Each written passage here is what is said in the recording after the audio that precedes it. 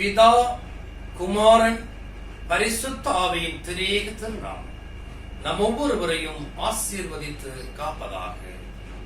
ஆமென். திருத்துவ பண்டிகைக்கு பின்வரும் 10வது ஞாயிற்றுக்கிழமை.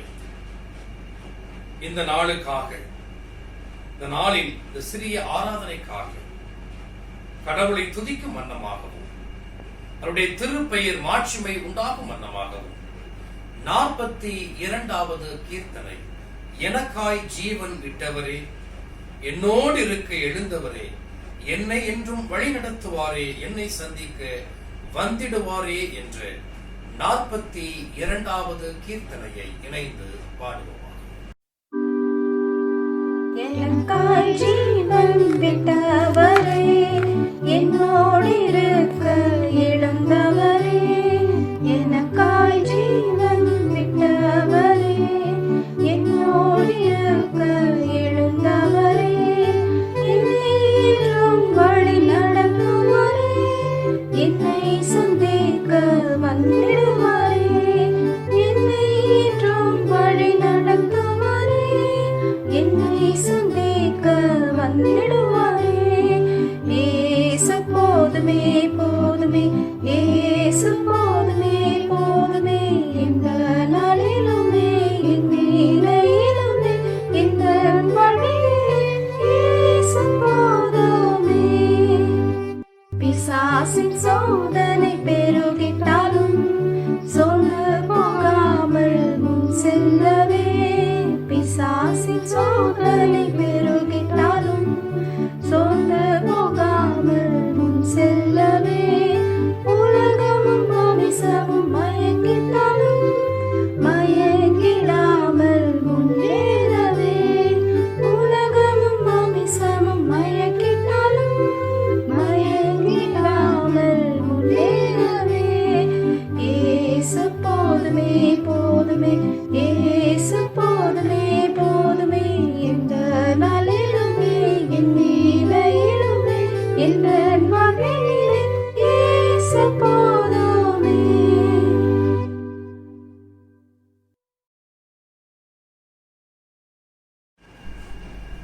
ஆண்டவரை நோக்கி ஜெபம் செய்வோம். எங்களை நேசித்து வழிநடத்தி பாதுகாத்து பராமரித்து வருகிற பரிசுத்தம் உள்ள நல்ல ஆண்டவர், இந்த நாளுக்காக நன்றி சொல்லுகிறோம். இப்பொழுதும் கூட கர்த்தாவே, நாங்கள் ஆராதனைக்கு ஆலயத்திற்கு செல்லவில்லை என்றால் இந்த காணொளி மூலமாக உம்மை புகழ்ந்து பாடுகிறோம், உம்முடைய திருவசனத்தை குறித்து தியானிக்கிறோம், உம்மிடத்தில் என்னுடைய விண்ணப்பங்கள் ஏறெடுக்கிறோம். ஆண்டவரே, இப்படிப்பட்ட வாய்ப்பை கொடுத்தபடி நான் நன்றி சொல்லுகிறோம். இந்த காணொளி மூலமாக ஜெபத்திலும் உம்முடைய திரு வார்த்தையிலும் பங்கெடுக்கிற ஒவ்வொரு பிள்ளைகளையும் ஆசீர்வதியும். துவக்கம் முதல் முடிவு வரை உம்முடைய கிருபை ஒவ்வொரு பிள்ளைகளோடு இருக்கட்டும். இயேசு கிறிஸ்துவின் வழியாக உம்மிடத்தில் கேட்கிறோம், ஜீவனுள்ள பிதாவே, ஆமென். திருத்தவ பண்டிகைக்கு பின்வரும் 10வது ஞாயிற்றுக்கிழமை. இந்த நாளின் அருளுரைக்காக திருச்சபை நமக்கு கொடுத்திருக்கிற திருமுறை பகுதி பரிசுத்த லூக்கா எழுதிய நற்செய்தி நூல் 19ஆம் அதிகாரம் வசனங்கள் 41 தொடங்கி 48 முடியும். பரிசுத்த லூக்கா எழுதிய நற்செய்தி நூல் அதிகாரம் 19 வசனங்கள் 41 48 முடியும். அவர் சமீபமாய் வந்தபோது நகரத்தை பார்த்து அதற்காக கண்ணீர் விட்டு அழுது, உனக்கு கிடைத்த இந்த நாளிலாகிலும் உன் சமாதானத்துக்கு ஏற்றவைகளை நீ அறிந்திருந்தேயானால் நலமாயிருக்கும். இப்பொழுதோ அவைகள் உன் கண்களுக்கு மறைவாய் இருக்கிறது. உன்னை சந்திக்கும் காலத்தை நீ அறியாமற் போனபடியினால் உன் சத்துருக்கள் உன்னை சூழ மதில் போட்டு உன்னை வளைந்து கொண்டு எப்பக்கத்திலும் உன்னை நெருக்கி உன்னையும் உன்னில் உள்ள உன் பிள்ளைகளையும் தரையாக்கி போட்டு உன்னிடத்தில் ஒரு கல்லின் மேல் ஒரு கல் இராதபடிக்கு செய்யும் நாட்கள் உனக்கு வரும் என்றார். பின்பு அவர் தேவாலயத்தில் பிரவேசித்து அதிலே விற்கிறவர்களையும் கொள்ளுகிறவர்களையும் புறம்பே துரத்த தொடங்கி, என்னுடைய வீடு ஜெப வீடா இருக்கிறது என்று எழுதியிருக்கிறது, நீங்களோ அதை கல்லர் குகையாக்கினீர்கள் என்றார். அவர் நாடோறும் தேவாலயத்திலே உபதேசம் பண்ணி கொண்டிருந்தார். பிரதான ஆசாரியரும் வேதபாரகரும் ஜனத்தின் மூப்பரும் அவரை கொலை செய்ய வகை தேடியும், ஜனங்கள் எல்லோரும் அவருக்கு செவி கொடுத்து அவரை அண்டிக் கொண்டிருந்தபடியா அதை இன்னபடி செய்யலாம் என்று வகை காணாதிருந்தார்கள் என்றார் என்பதுவே நாம் அனைவரும் இணைந்து நம்முடைய விசுவாசத்தை அப்போஸ்தல விசுவாசமாக பயபக்தியோட அறிக்கை செய்வோமாக. பரலோகத்தையும் பூலோகத்தையும் படைத்த சர்வவல்ல பிதாவாகிய கடவுளை விசுவாசிக்கிறேன்.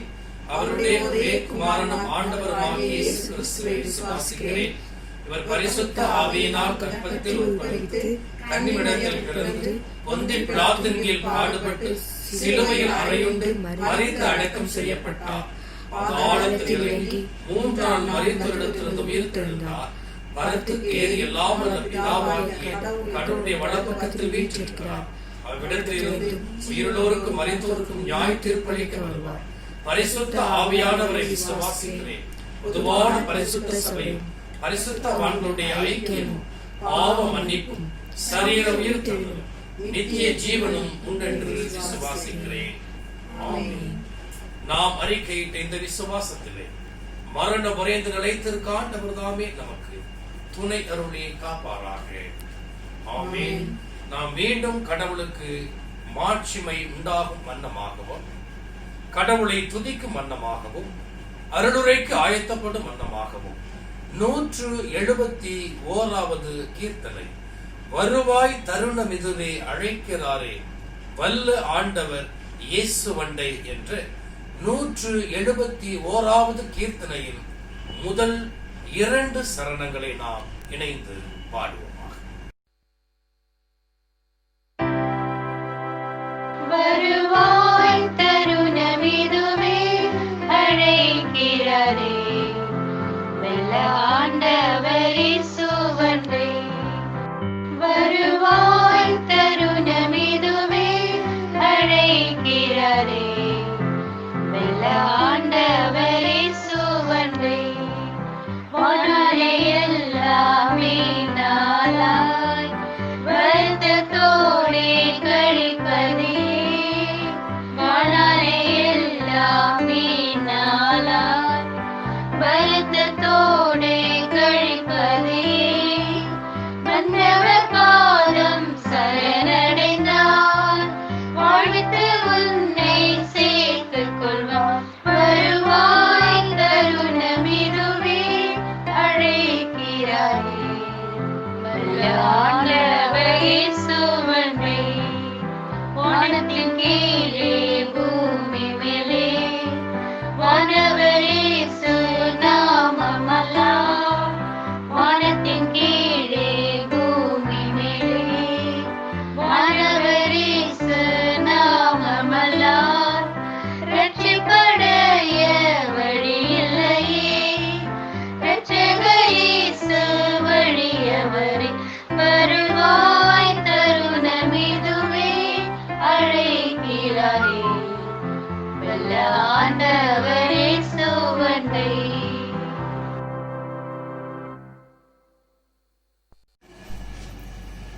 நம்முடைய பிதாவாகிய கடவுளிடத்திலிருந்தும் ஆண்டவராகிய இயேசு கிறிஸ்துவின் இடத்திலிருந்தும் உங்களுக்கு கிருபையும் சமாதானமும் உண்டாவதாக.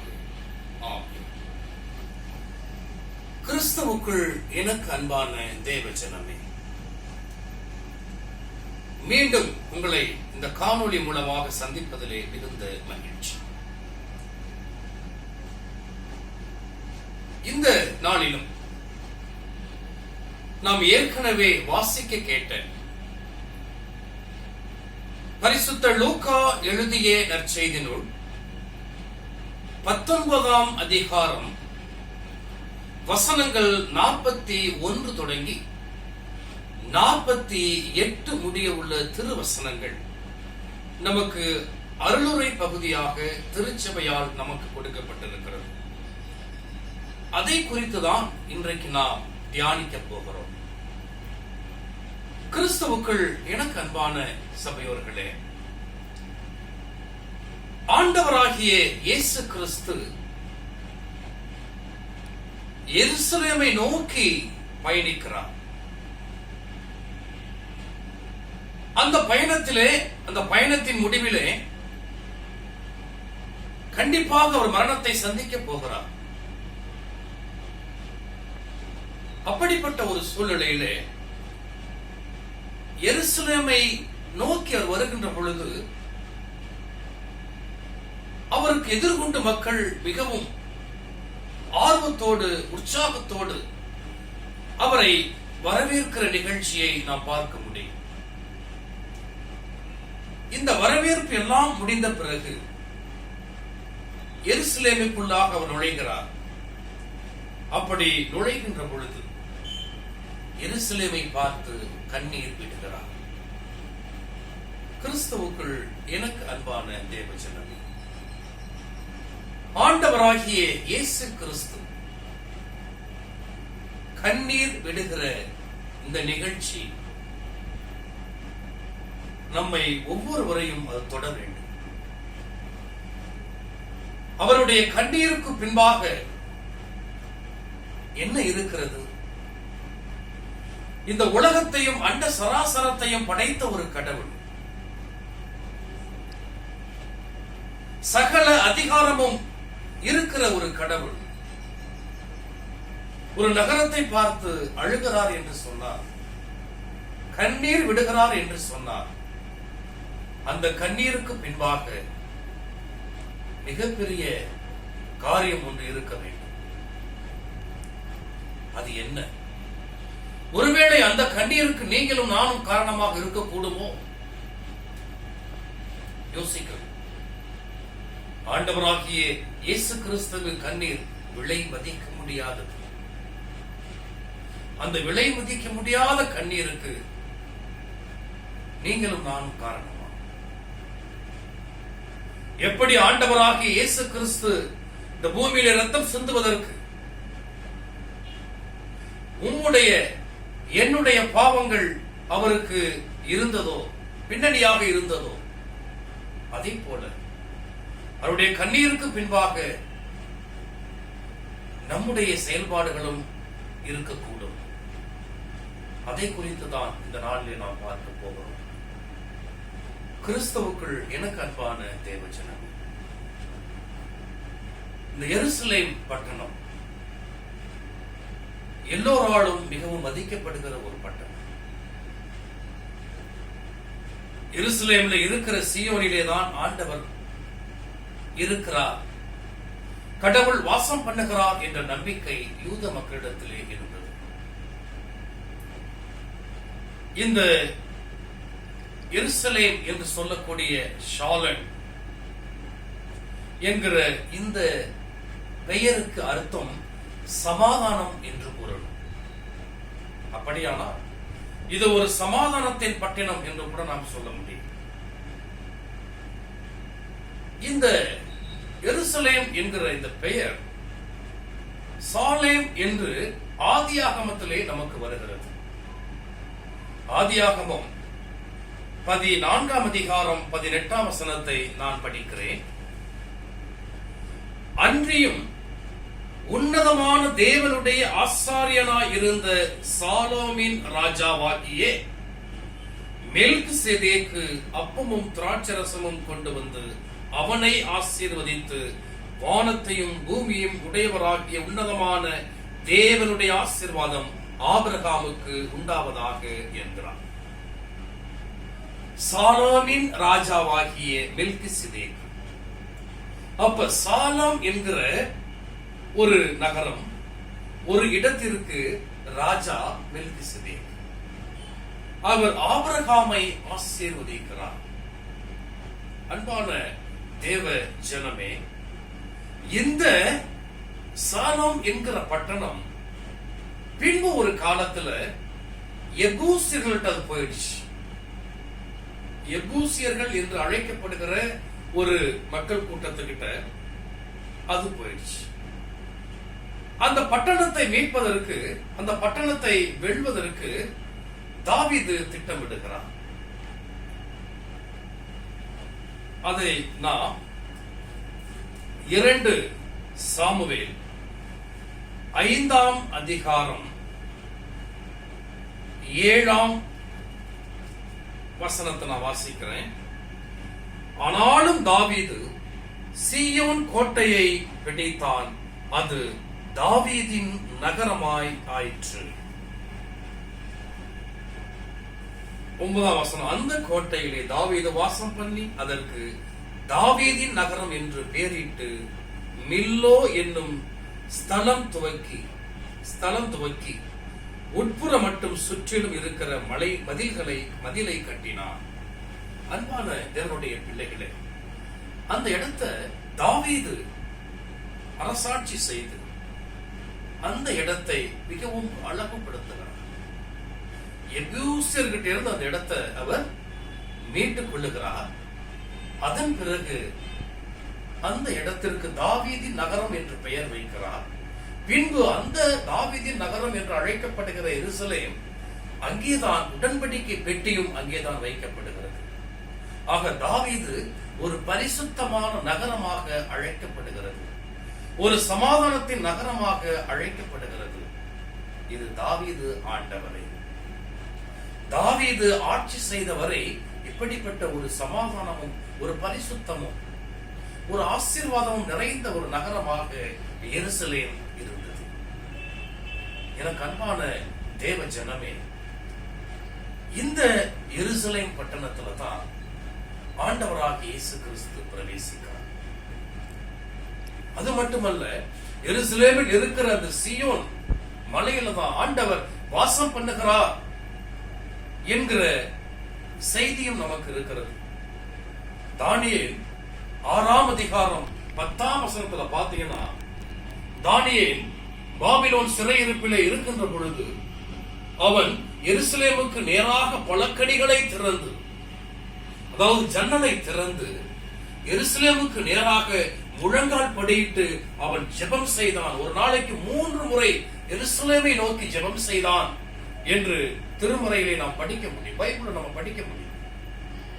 என்று சொன்னால் அந்த பைபிள்ல தான், அதுல தான், அந்த எருசலேம்ல தான் கடவுள் தங்கி இருக்கிறார், கடவுள் வாசம் பண்ணுகிறார் என்கிற ஒரு செய்தியை நாம் திருமறை முழுவதும், பைபிள் முழுவதும் நம்ம பார்க்க முடியும்.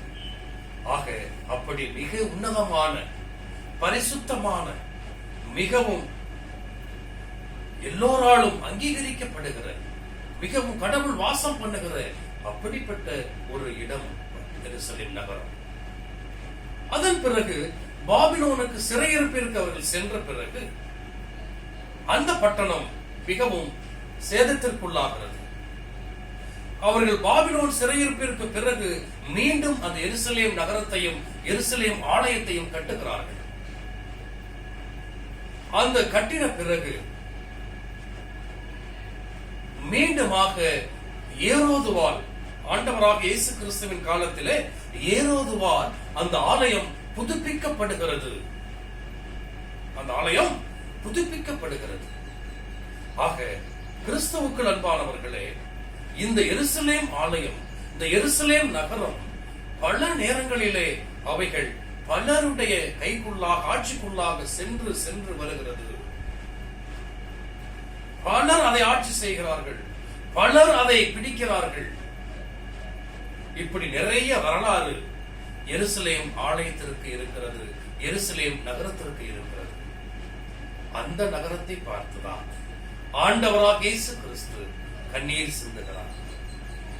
அன்பான தேவனுடைய பிள்ளைகளே, அதற்கு என்ன காரணம்? அதற்கு என்ன காரணம்? தொடர்ந்து நாம் பார்ப்போம்.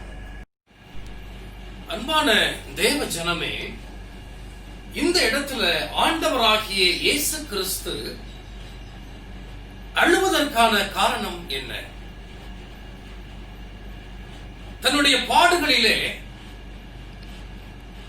ஆண்டவராக இயேசு கிறிஸ்துவை கடுமையாக துன்பப்படுத்துகிறார்கள், அவரை விமர்சிக்கிறார்கள், அவரை ஏளனம் பேசுகிறார்கள், சாட்டையாலே அடிக்கிறார்கள், கன்னத்திலே ஓங்கி அறைகிறார்கள், காரி உமிழுகிறார்கள், முள்முடி சூட்டுகிறார்கள், சிலுவையிலே அறைகிறார்கள். இவை எல்லாவற்றிற்கும் அவர் ஒரு சொட்டு கண்ணீர் கூட விடவில்லை.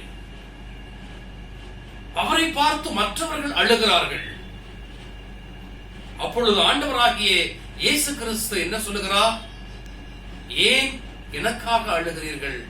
உங்களுக்காகவும் உங்களுடைய பிள்ளைகளுக்காகவும் அழுங்கள் என்று சொல்லுகிறார். என்னை பார்த்து எனக்காக யாரும் கண்ணீர் சிந்த வேண்டாம் என்று இந்த இடத்திலே சொல்லுகிறார். அப்படி பல போராட்டங்கள் அவர் வாழ்க்கையில் நடந்தாலும் ஒரு சொட்டு கண்ணீர் எங்கேயுமே சிந்தவில்லை. அவர் லாசர் கிட்ட கூட யோவான் 11ஆம் அதிகாரம் 33ஆம் வசனத்துல ஆவியிலே அவர் கலக்கம் அடைந்தார் என்றுதான் வரும். ஆவியிலே கலக்கம் அடைந்தார், துயரம் அடைந்தார். He moved deeply in spirit அப்படின்னு தான் வரும். He moved deeply in spirit. Moved. நான் ஏன் சொல்றேன்னு கேட்டீங்கன்னா, இந்த இடத்துல அவர் ஆவியிலே கலக்கம் அடைந்தார், கண்ணீர் சிந்தவில்லை. கிறிஸ்துவுக்குள் அன்பான தேவனுடைய பிள்ளைகளே, ஆனால் எருசலேமையும் எருசலேம் ஆலயத்தையும் பார்த்து அவர் கண்ணீர் சிந்துகிறார். என்ன காரணம்? இந்த இடத்துல ஆண்டவராகிய இயேசு கிறிஸ்து இந்த பூமியிலே கடவுளின் மகனாக வந்தாலும், கடவுளாக வந்தாலும், உலக இரட்சகராக வந்தாலும் மனிதனுக்குரிய பண்பிலே இங்கே செயல்படுகிறார். அவரிடத்திலே பசி இருந்தது, தாகம் இருந்தது, கோபம் இருந்தது, இந்த இடத்துல அழுகையும் இருக்கிறது. தான் ஒரு குமாரன், தான் ஒரு மனிதன், நான் மனிதனாகவே இந்த பூமியில இருக்கிறேன் என்பதை நமக்கு சொல்லுகிறார். ஆகவே கண்ணீர் சிந்துகிறார். அதோடு மட்டுமல்ல, இந்த கண்ணீர் கடவுளை பிரதிபலிக்கிற ஒன்றாக இருக்கிறது என்பதை மட்டும் நாம் புரிந்து கொள்ள வேண்டும். பைபிள் ஒரு வசனம் இருக்கு, கடவுளை ஒருவனும் ஒரு காலம் கண்டதில்லை. யோவான் 1ஆம் அதிகாரம் 18ஆம் வசனம். கடவுளை ஒருவனும் ஒரு காலம் கண்டதில்லை, பிதாவின் மடியில் இருக்கிற ஆண்டவராகிய இயேசு கிறிஸ்துவே நமக்கு கடவுள் யார் என்று உணர்த்தினார் என்கிற திருவசனம் அங்கே இருக்கும்.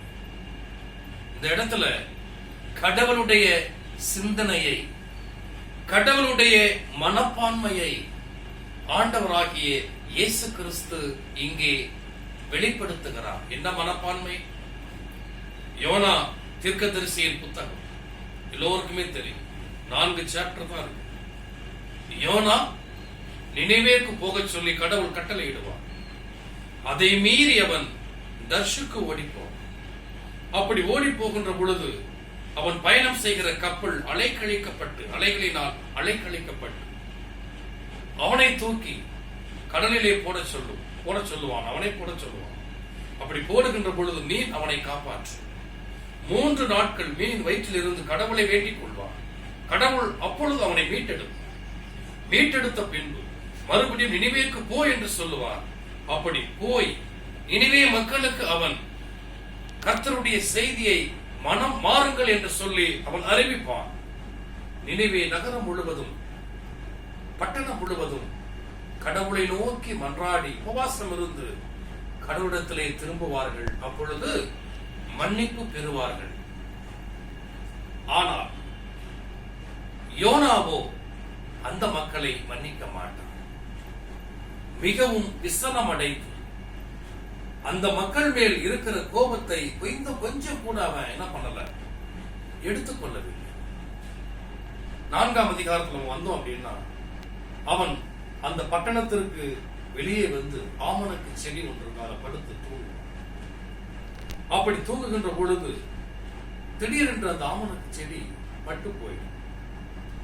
மிகவும் விஷம் அவனுக்கு. அது ஒரு ஆமணக்கு செடி இருந்துச்சு, அதற்கு அடியிலே தஞ்சம் புகலாம் என்று பார்த்தால் அதுவும் பட்டு போயிற்று என்று மிகவும் விசனம் அடைந்தவனாக, கவலை அடைந்தவனாக இருக்கின்ற பொழுதுதான் கடவுள் அவனிடத்திலே ஒரு செய்தியை சொல்லுவார். யோனா தீர்க்கதரிசியின் புத்தகம் 4ஆம் அதிகாரம் கடைசி 2 வசனத்தை நான் வாசிக்கிறேன், பாருங்க. அதற்கு கர்த்தர், நீ பிரயாசப்படாததும் நீ வளர்க்காததும் ஒரு ராத்திரியிலே முளைத்ததும் ஒரு ராத்திரியிலே அழிந்து போனதுமான ஆமணக்குக்காக பரிதபிக்கிறாயே. வலது கைக்கும் இடது கைக்கும் வித்தியாசம் அறியாத 1,20,000 பேருக்கு அதிகமான மனுஷரும் அங்கே மிருக ஜீவன்களும் இருக்கிற மகா நகரமாகிய நினிவேக்காக நான் பரிதபியாமல் இருப்பேனோ என்றார். அன்பான தேவனுடைய பிள்ளைகளே, அப்படியானால் ஒன்று மட்டும் நன்றாக நாம் புரிந்து கொள்ள வேண்டும். அந்த நினிவே நகர மக்களுடைய பாவத்தை பார்த்து அங்கே இருக்கிற சிறு பிள்ளைகள், வலது கைக்கும் இடது கைக்கும் வித்தியாசம் தெரியாதவங்க யாருங்க? சின்ன பிள்ளைங்க தான் தெரியாது. சின்ன குழந்தைகளுக்கு தெரியாது வலது கையா இடது கையாம் தெரியாது. அந்த குழந்தைகள் மேல், அந்த மக்கள் மேல், அங்கே இருக்கிற மிருக ஜீவன்கள் மேல் கடவுள் அக்கறை கொண்டவராக, அந்த மக்கள் மனம் திரும்ப வேண்டுமே, அந்த மக்கள் வீணாக அழியக்கூடாதே என்று சொல்லி யோனாவை நினிவேக்கு அனுப்புகிறார் நம்முடைய கடவுள். அந்த மக்களும் அதை கேட்டு கர்த்தரிடத்திலே திரும்பி ரட்சிப்பை பெற்றுக் கொள்ளுகிறார். ஆனால் கடவுள் யோனாவை நினிவேக்கு அனுப்பிய காரணம் என்ன தெரியுமா? அவர்கள் மீது வைத்த அன்பு. அன்பின் நிமித்தம் தான் பரிதபிப்பு வருகிறது.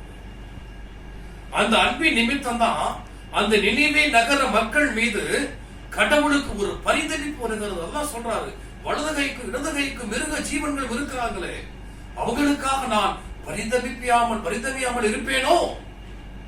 எவ்வளவு அன்பு!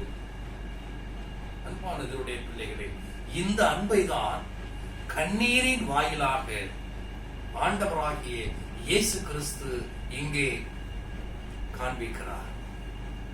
இந்த மக்கள் மீது இருக்கிற அன்பு, இந்த நகரம் எப்படிப்பட்டது, கடவுள் வாழுகிற இல்லம் இது, ஆலயத்தை நோக்கி இது என்னுடைய ஆண்டவர் வாழுகிற இல்லம், இதை கல்வர் குகையாக மாற்றிவிட்டார்களே, என்னுடைய கடவுளுடைய இடம் இது, இது இப்படி மாறிவிட்டதே.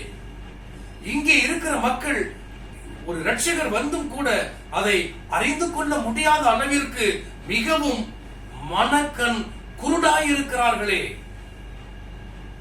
அன்பான தேவ ஜனமே, இவைதான் கண்ணீரை சிந்த வைக்கிறது. ஆண்டவராகிய இயேசு கிறிஸ்துவின் கண்ணீருக்கு பின்னாக இருக்கிற காரணம் இதுதான். இந்த மக்கள் இன்னும் மனம் திரும்பாமல் இருக்கிறார்களே. இந்த இரட்சகர், சொந்த இரட்சகர் இந்த ஆலயத்தை நோக்கி, இந்த எருசலேம் நகரத்தை நோக்கி வந்தும் கூட அவர்களால் அறிந்து கொள்ள முடியவில்லையே. இவர்தான் உலக இரட்சகர், இவர்தான் கடவுளின் ஒரே குமாரன் என்பதை அறிந்து கொள்ளாமல் பாவத்திலே மூழ்கி இருக்கிறார்களே. எல்லாவற்றையும் விட அந்த சொந்த குமாரனையே கொலை செய்ய திட்டமிடுகிறார்களே. எவ்வளவு பழியை அவர்கள் சுமந்து கொள்ள போகிறார்கள். அது மட்டுமல்ல, அந்த நகரத்திற்கு வரப்போகிற மிகப்பெரிய தீங்கையும் குறித்து இடத்திலே அழுகிறார். கிபி 70ஆம் ஆண்டிலே அந்த நகரம் ரோம சீசர்களால் தரைமட்டமாக்கப்படுகிறது. இவை எல்லாமே ஆண்டவராகிய இயேசு கிறிஸ்துவுக்கு முன்கூட்டியே தெரிந்ததனால்தான் கண்ணீர் சிந்துகிறார். எனக்கு அன்பானவர்களே, இவை எல்லாவற்றை விட வெளிப்படுத்தின விசேஷம் 21ஆம் அதிகாரத்துல அருமையான ஒரு பெயர் நம்ம எல்லோருக்குமே தெரியும். 21ஆம் அதிகாரம் 2ஆம் வசனத்துல, யோவானாகிய நான் புதிய எருசலேமாகிய பரிசுத்த நகரத்தை தேவனிடத்திலிருந்து பரலோகத்தை விட்டு இறங்கி வர கண்டேன். ஆக ஒரு புதிய எருசலேம் அதனுடைய இரண்டாம் வருகைக்கு பிறகு, இரண்டாம் வருகையில் இந்த கடவுளுடைய அரசாட்சியில் ஒரு புதிய எருசலேம், அதுவும் எருசலேமை மையப்படுத்தி தான் இருக்க போகிறது. கர்த்தருடைய ஆட்சியும் எருசலேமை மையப்படுத்தி தான் இருக்க போகிறது. அன்பான தேவ ஜனமே, இப்படிப்பட்ட எருசலேம் தன்னுடைய உலக இரட்சகரை, தன்னுடைய கடவுளின் ஒரே குமாரனை யார் என்று அறிந்து கொள்ளாதபடி பாவம் என்கிற சேற்றிலே அகப்பட்டிருக்கிறது. எனக்கு அன்பான தேவஜனம், ஆகவே எப்படி அந்த நினிவே நகரத்து மக்களுக்காக கடவுள் பரிதவித்தாரோ, நினிவே நகரத்து மக்களுக்காக எப்படி கடவுள் மிகவும் அந்த மக்களை மீட்டெடுக்க வேண்டும் என்று ஆர்வத்தோடு யோனாவை அனுப்பினார், அதே போல தன்னுடைய ஒரே குமாரன் இந்த எருசலேம் நோக்கி பயணத்தை அனுப்புகிறார். இந்த மக்களை மீட்டெடுக்க வேண்டும். இந்த மக்கள் உண்மையாக இவர்தான் உலக இரட்சகர், இவர்தான் நம்மை மீட்கப் போகிறவர் என்று தெரிந்து ஆண்டவராகிய இயேசு கிறிஸ்துவின் மேல் விசுவாசம் வைத்திருப்பதையானால் எல்லோரும் ரட்சிக்கப்பட்டிருப்பார்கள். இதை நினைத்து ஆண்டவர் அழுகிறார், கண்ணீர் விடுகிறார். எனக்கு அன்பான தேவஜனமே, கிறிஸ்துவுக்குள் அன்பான தேவஜனமே, இங்கே அழுகை, கண்ணீர் என்பது அவருடைய இயலாமை அல்ல, மாறாக நம்மீது வைத்த அன்பு. என்னுடைய ஜனம், என்னுடைய மக்கள், என்னுடைய சாயலாக படைக்கப்பட்ட அந்த ஜனம் இப்படி பாவத்திலே இருக்கிறது, மனம் திரும்பாமல் இருக்கிறது என்பதை குறித்து கண்ணீர் சிந்துகிறார். எனக்கு அன்பான தேவஜனம், ஒருவேளை நீங்களும் நானும் கர்த்தருடைய சன்னதியிலே மனம் திரும்பாமல் இருப்போமேயானால் நம்மை பார்த்து கடவுள் அழுகிறார்.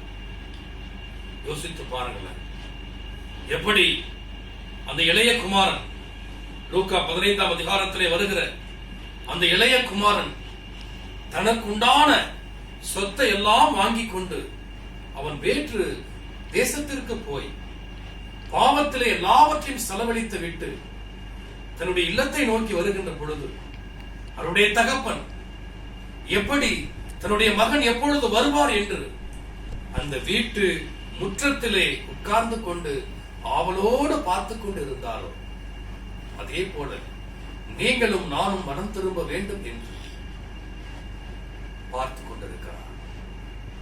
அப்படி மனம் திரும்பாத பட்சத்தில் நாம் பாவத்திலே மீண்டும் மீண்டும் மீண்டும் அமிழ்ந்து போகிற இந்த சூழ்நிலையிலே நம்மை பார்த்து கண்ணீர் சிந்துகிறார் தேவஜனம். இந்த கண்ணீர் உங்கள் மீதும் நம் மீதும் என் மீதும் வைத்திருக்கிற அன்பின் வெளிப்பாடு, இயலாமையின் வெளிப்பாடு அல்ல, அன்பின் வெளிப்பாடு. நம் மீது வைத்த அன்பு மட்டுமே இதற்கு காரணம்.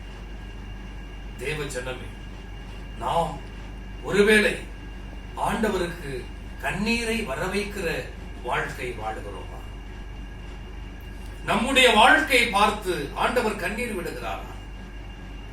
என்னுடைய பிள்ளை, என்னுடைய மகன், என்னுடைய மகள் இப்படி பாவத்தை விட்டு வெளியே வராதபடி சிக்கி தவிக்கிறார்களே என்று சொல்லி ஆண்டவர் கண்ணீர் விடுகிறார். அந்த கண்ணீரின் பின்னாடி நாமும் இருக்கிறோம் என்பதை மறந்துவிடக் கூடாது. இதோ எருசலேமை பார்த்து மட்டுமே இயேசு கிறிஸ்து கண்ணீர் விட்டார் என்பது அர்த்தம் அல்ல. அந்த கண்ணீருக்கு காரணம் என்ன? அந்த மக்கள் உலக இரட்சகரை அறிந்து கொள்ளவில்லையே, கடவுளின் ஒரே குமாரனை அறிந்து கொள்ளவில்லையே. சகரியாவிலே சொல்லப்பட்ட அந்த தீர்க்க தரிசனம் நிறைவேறுகிறது. கழுதை மேலும், கழுதை குட்டியாகிய மரியின் மேலும் ஏறி வருகிற அந்த ராஜா இவர்தான் என்று சீயோன் குமாரத்திக்கு சொல். அந்த திருவசனம் நிறைவேறிற்றே, இன்னும் அறியாமையில் இருக்கிறார்களே என்று சொல்லி கண்ணீர் விடுகிறார். எனக்கு அன்பான தேவஜனமே, நாமும் அறியாமல் இருப்போமேயானால்,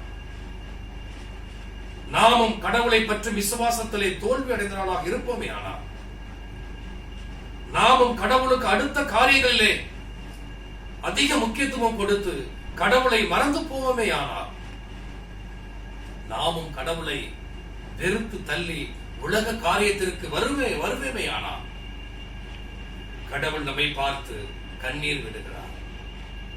நன்றாக நல்லா பாருங்க, இந்த பகுதியில் இன்னொரு நிகழ்ச்சி இருக்குது. கண்ணீரோடு நின்று விடவில்லை, ஆண்டவருடைய கோபமும் இங்கே பார்க்க போகும்.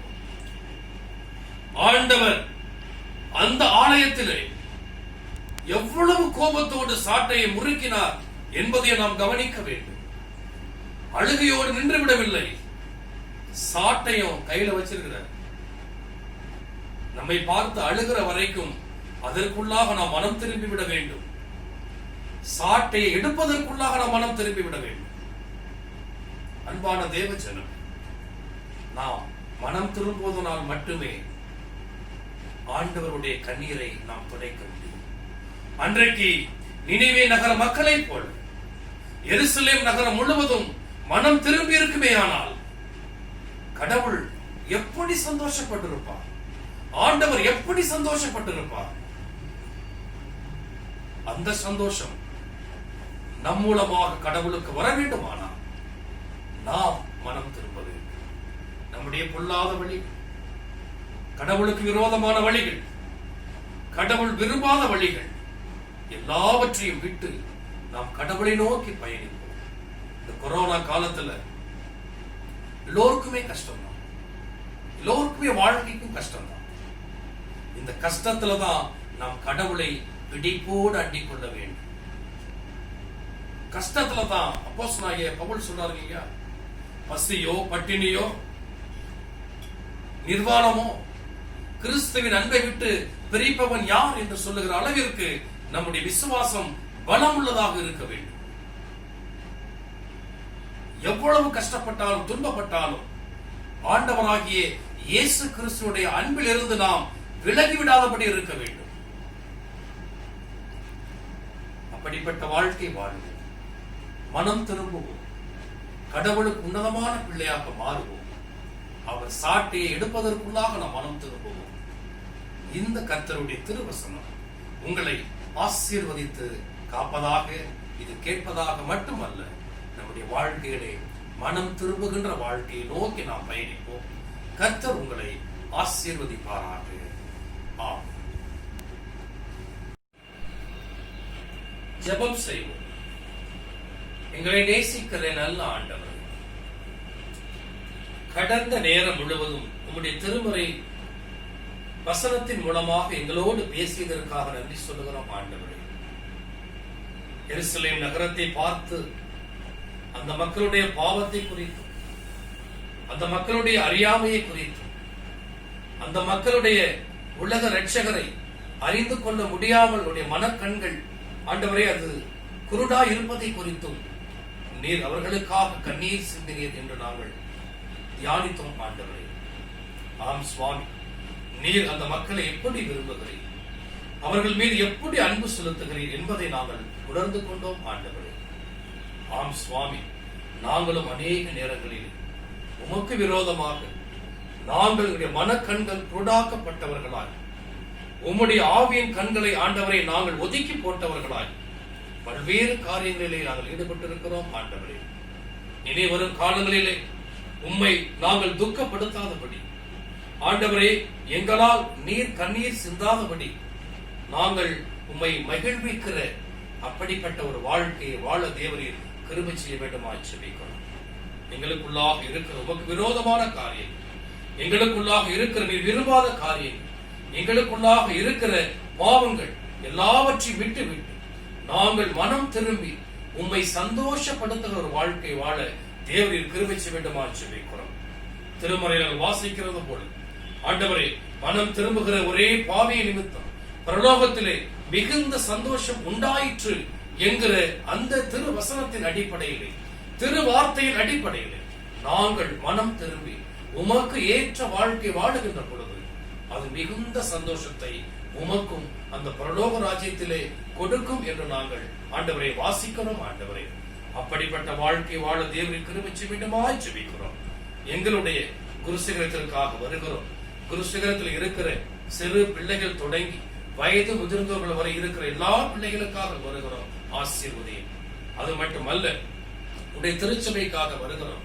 திருச்சபையுடைய பேராயர், குருமார்கள், ஆலோசனை சங்க உறுப்பினர்கள், திருச்சபையிலே ஆண்டவரை மிகவும் ஆண்டவரை பின்தங்கி இருக்கிற மக்கள், இந்த கொரோனா ஆண்டவரை இந்த காலத்திலே லாக்டவுன் காலத்திலே மிகவும் கஷ்டப்படுகிற மக்கள் எல்லோருக்காக வருகிறோம். ஆண்டவரே, நீர் ஒவ்வொரு பிள்ளைகளையும் போஷித்து வழிநடத்தி பாதுகாக்க வேண்டும் ஜெபிக்கிறோம்.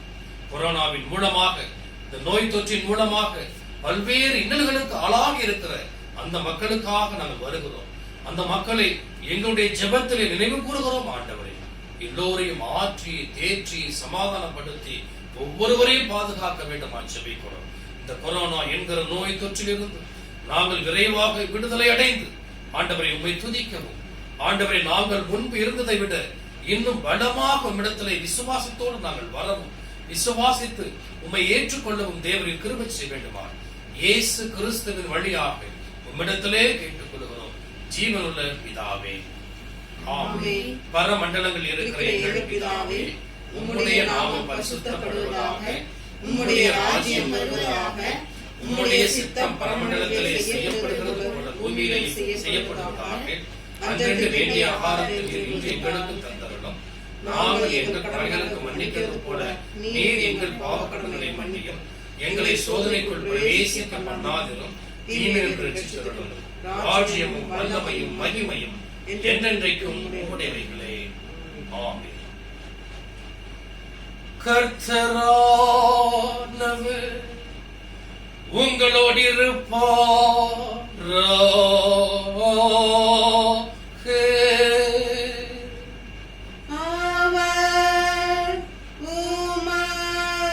உமதாவியுடன் இருப்பார்.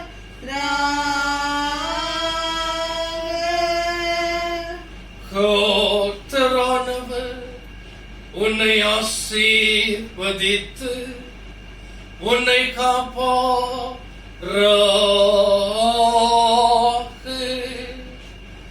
கர்த்தரானவர் தமது திருமுகத்தை உன்மேல் பிரகாசிக்க செய்து உன்னிடம் கிருபை உள்ளவராயிருப்பார்.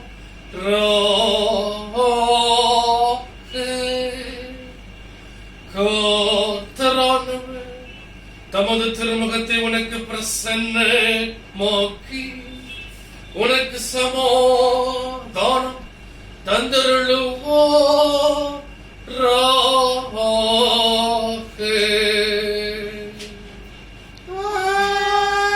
ஆமென், ஆமென்,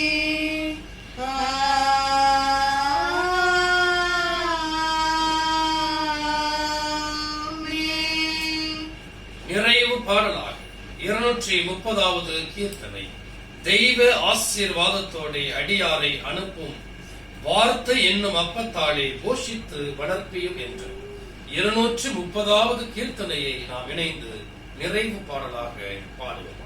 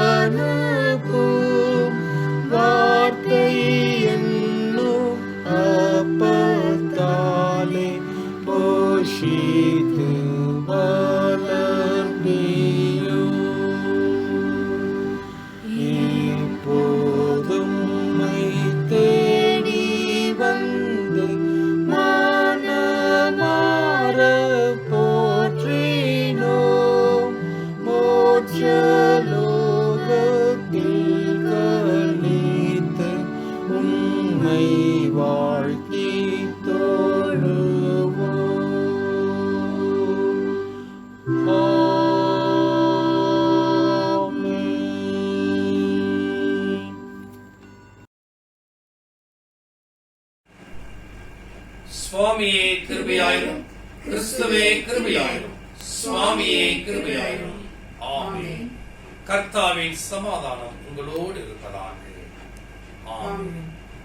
பராபரனுக்கு தோற்றம்.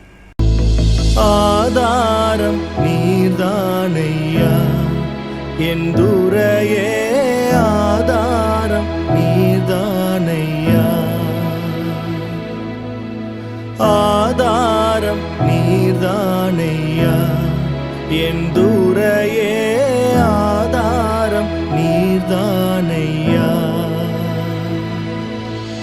சோதாம் உலகில் நான் தீதால் மயங்கையில், சோதாம் உலகில் நான் தீதால் மயங்கையில், ஆதாரம் நீர்தானையா என் துரையே, ஆதாரம் நீர்தானையா.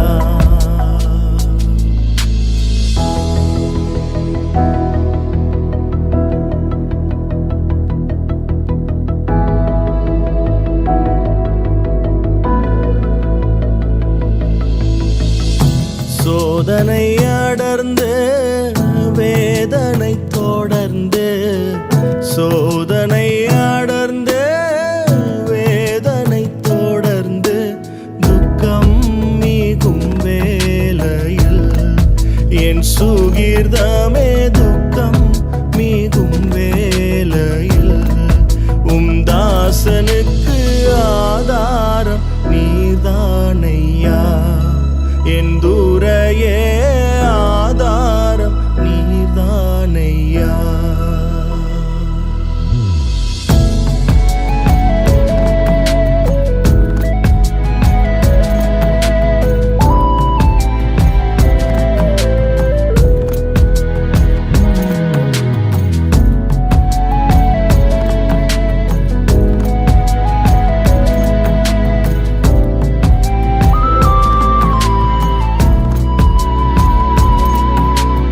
நாம் துணையென நயந்தூரை சொன்னவர், நாம் துணையென நயந்தூரை சொன்னவர், நட்டாற்றில் விட்டாரையா தனியனை, நட்டாற்றில் விட்டாரையா தனியனுக்கு ஆதாரம் நீர்தானையா என் துரையே, ஆதாரம் நீர்தானையா.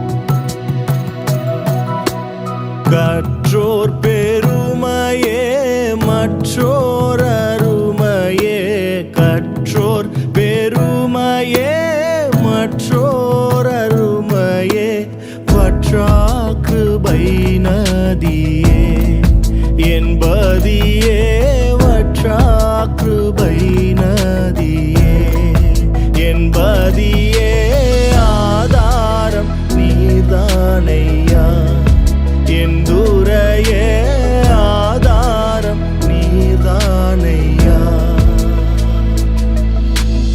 ஆதாரம் நீர்தானையா என் துரையே, ஆதாரம்